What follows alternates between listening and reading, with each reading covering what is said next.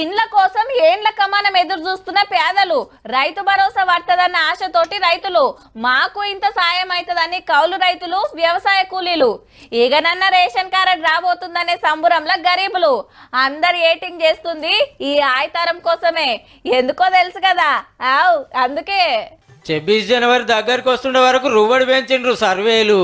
జెండా వందనం నాడు 4 కొత్త పథకాలు చాలా అవుతున్నాయి. మళ్ళా రైతు భరోసా ఎకరానికి 6,000, రైతు కూలీల 6,000, ఇందిరమ్మ ఇండ్లు, కొత్త రేషన్ కార్డులు.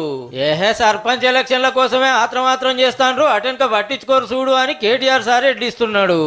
అత్తగారింటికి పిల్లనిస్తున్నాం, కొత్త ఇంటికి వాళ్ళు ఉన్నోళ్ళ లేనోళ్ళ ఏం సంగతి, ఏమున్నది ఏం లేదు చూసుకుంటామా లేదా? దీన్ని చూసుకొని చేస్తాం. మరి నువ్వు హామీలు ఇచ్చేనాడు, ఈ అభయ హస్తం అని మేనిఫెస్టో ఇచ్చేనాడు, ఆ రోజు సోయి లేదా? మీరు రాళ్లకు రప్పలకు రైతు బంధు ఇచ్చిండ్రు, రుణమాఫీ చక్కగా చేయలే, రైతులు పానాలు తీసుకుంటా అంటే పట్టించుకోలే అని కాంగ్రెస్ వాళ్ళు రివర్స్ లార్చుకుంటున్నారు. ప్రభుత్వ హయాంలో 8,000 కోట్లు రైతులకు ఎగ్గొట్టినటువంటి ఈ బీఆర్ఎస్ ప్రభుత్వం ఇప్పుడు రైతుల కోసం మొసలి కన్నీరు కార్చే విధంగా ఈ నడవ రావణ్ ఊకూకే రైతుల గురించి మాట్లాడుతుండే వరకు ఎంపీ రఘునందన్ రావు సారు గిట్లా అన్నాడు. అమ్మ బతికినప్పుడు ఏం పెట్టలేదు, అన్నం పెట్టలేదు వీళ్ళు. అమ్మ చనిపోయినాక పిన్నమ్మకు బంగారు గాజులు చేపిస్తా అని బయలుదేరిండు.